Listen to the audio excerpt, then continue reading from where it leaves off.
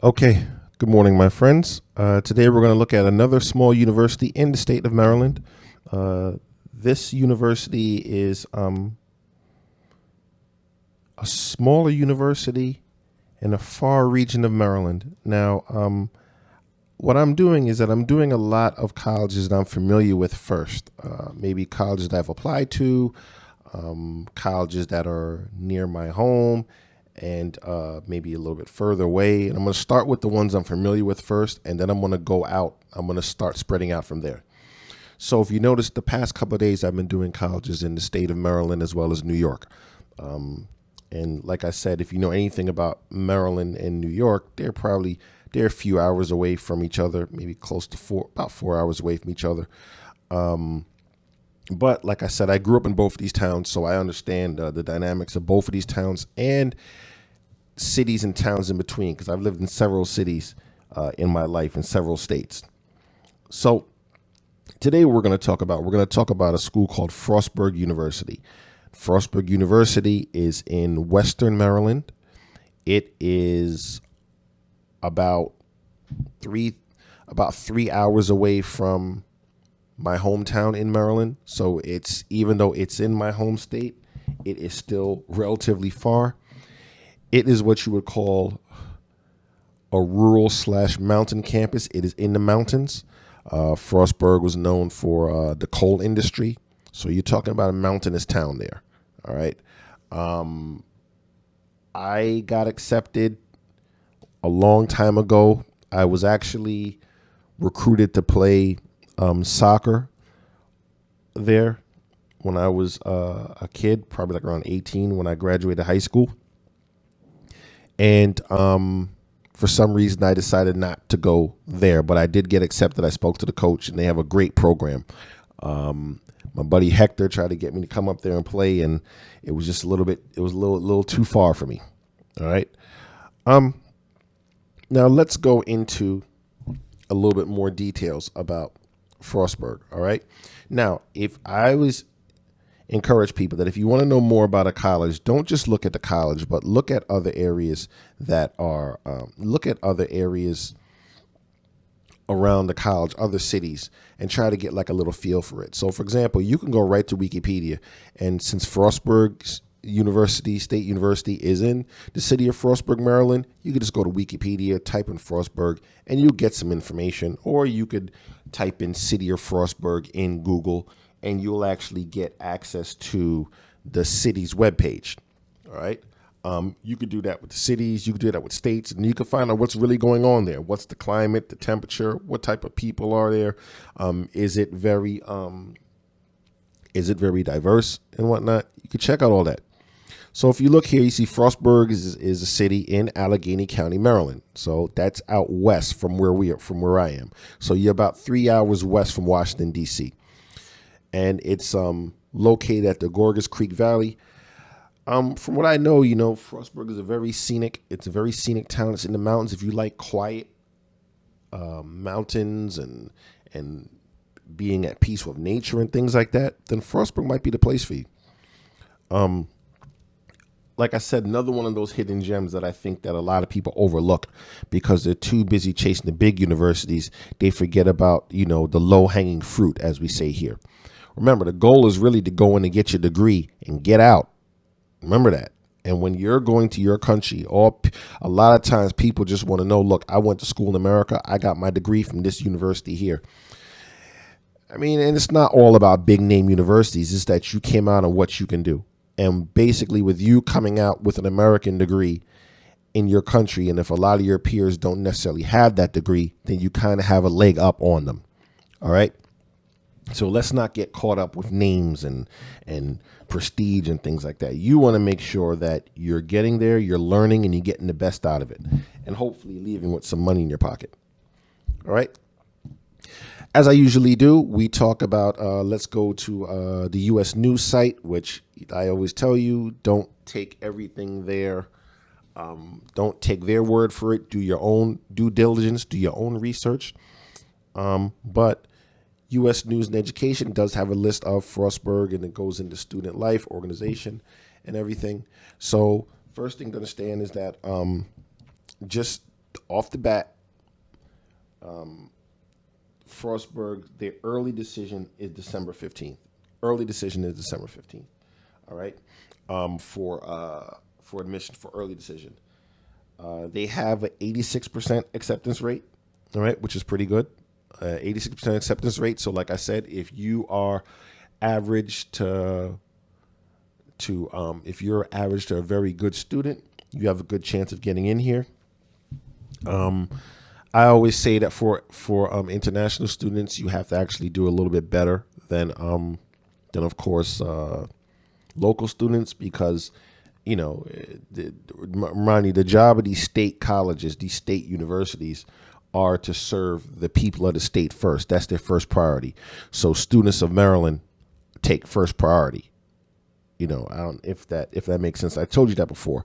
So whenever you look at these schools and you see like in the front where it says state university, that means that these are public universities from the states, and public universities are connected to the state. So they get state funding and they get state money. So residents of the state are going to get cheaper tuition than residents, let's say, from a neighboring state. And another thing is, Frostburg, some state universities do it where they also give different rates per region. So let's say, for example, this area of Maryland, Frostburg State is heading out towards the states like West Virginia and Kentucky and these areas. So what will happen is that they will also sometimes give a different rate for people in the region. So let's say if you're in the West Virginia region, Western Maryland, Kentucky, in these areas, they may actually give you a discount for them. All right. So they do have a lot of schools do that. They have regional discounts. All right.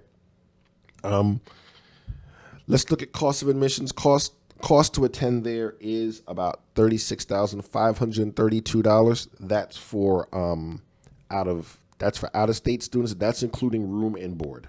All right. I added all room and board, what it is, together. So if you look out of state tuition fees here, about $24,684. Now look at the difference between in-state and out of state. All right. In state, you're looking at $9,804. Out of state, $24,684. And I tell you this because some of you guys actually might be coming to America and living here one day. Maybe you're planning on relocating here after you finish school. And, when you have your own kids, these are things you have to understand. When you're talking about public universities in your state, there's always going to be a difference rate for if you're in the state and if you're out the state.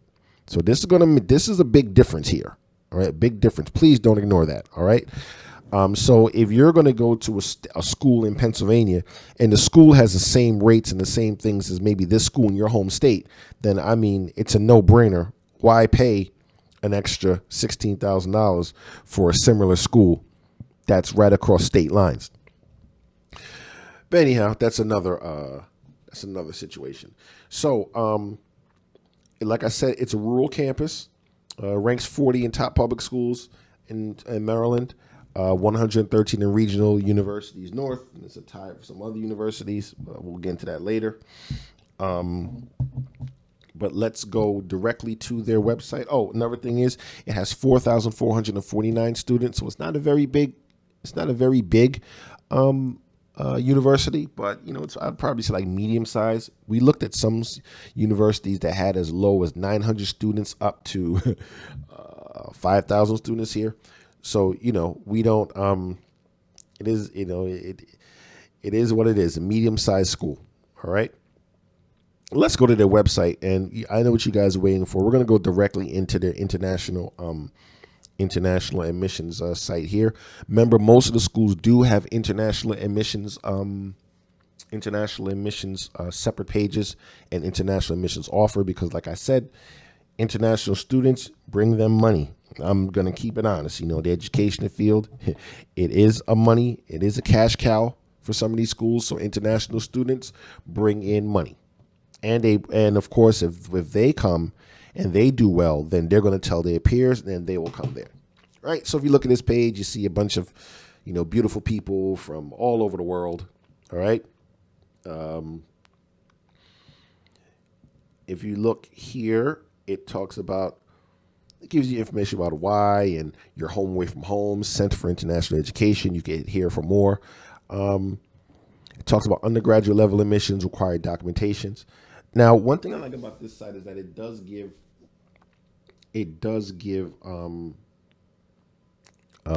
breakdowns, little YouTube videos of international students and how they feel going here, and they're coming from different countries here. So we have one young lady from France. We have a young man from China, a young man from Ireland, young lady from Ghana in Africa, uh, someone from China, and then we have another student here from Saudi Arabia.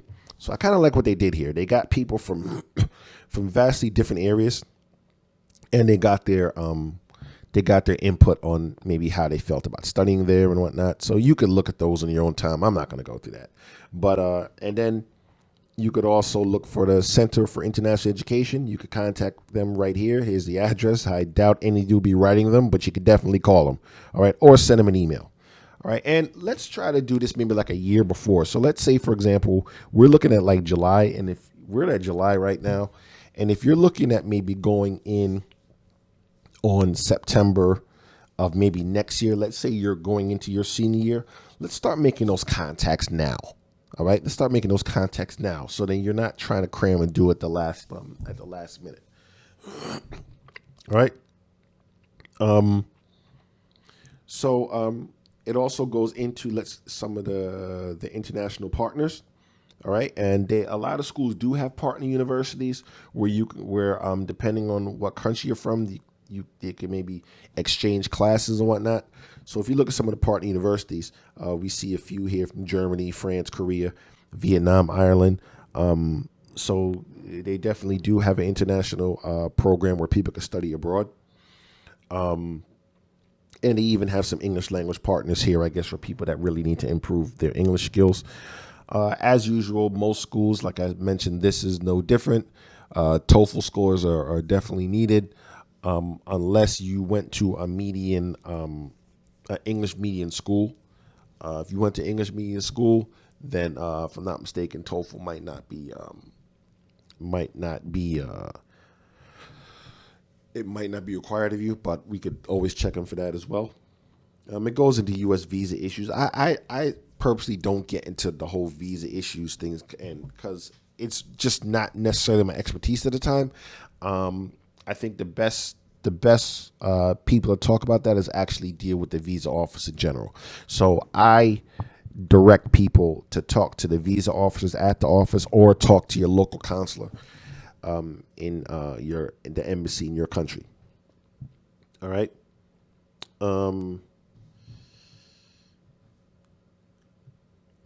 And the good thing, and like I said, they do have a whole international admissions page, so you could spend a lot of time on here just going through these stats. All right. Quick before we leave, we're going to look at some of the majors and academic programs that they have here. All right. So we see everything from accounting to athletic training, to chemistry, coaching degrees, and they also have minors. Let me explain another thing difference between majors and minors. So major is generally what you graduate with, what your major course of study is. Minors are kind of like a smaller specialty, maybe that you did alongside a major. All right, so you may see something like climate science minor.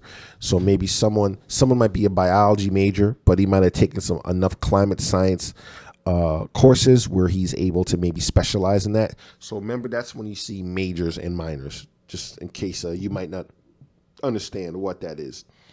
All right. For example, if you see here, this is a dance minor. You get a minor in dancing. So you may have a major in something else, but I don't know. Maybe you like to dance, or you're a professional dancer, and you can get a minor in that. English, engineering, environmental science, concentration. And this is the same as a concentration. So a concentration is maybe, for example, you're a biology major, but you're focusing on environmental science concentrations. When you see concentration, that's what that means. All right. So they have an array of programs here. Very good programs here. They even have nursing programs. They even have masters in nursing. So they do have graduate students here as well. Let's take a look at this. You could always schedule a visit. Remember, we said apply through the Common App. Make it easy for yourself, but you can also apply online on their site if you want to. But I would personally, it would make sense applying to especially state schools online, because let's say if you apply at Frostburg, you could apply at about maybe 5, 6 other schools in the same area just by clicking a button. All right. You still got to pay the money, but you click the button. And remember what I said before, don't be shy to ask. They do waive fees all the time for application fees, because these fees do add up, especially when you start talking about you're applying to 10, 20 schools, and application fees can be anywhere from $35 to $75 a pop. It can get a little pricey. Alrighty. Questions, comments, short speeches below. Once again, I like Frostburg. Me personally, even though I kind of grew up in the city / suburbs, I like the country. I like the mountains. I like the tranquility that comes with it. And some of you guys might actually like it as well. We have some kids, some students that come from mountainous regions, maybe areas of Morocco and maybe like Afghanistan and some other hilly areas of China. They kind of come here and they like it. They like the climate. Good food, good people. State of Maryland, can't beat it. I love Maryland. It's definitely my home. But like I said, this is a bit of a ways from where I am. Now, I will like to say that there is a little bit diversity on the campus, but you do have to understand as well that the further you get away from major cities, the less diverse your towns will be. That doesn't mean it's necessarily bad, but you have to understand that if you may be dealing with a town where it might be 98%, it might be like 98, 97% of one race and maybe not of another. So some people prefer to be in a more diverse area. And I'm being honest, when you're talking about Western Maryland, it's a very nice area, but it's not all that diverse. So these are one things you want to look at. It's not like you're going to be in New York City. We're going to see a million people walking through town speaking 700 languages. You're not going to have that in Frostburg, Maryland. All right. So check that out and let me know what you think. I would definitely say if you're going to do the Common App, go ahead and apply to it. Look at some of the programs that are there. Great program. You could also go to the site and get a bit more information for parents and alumni information, current students. Use these websites, dissect it, and then do your own due diligence. And let me know how it goes.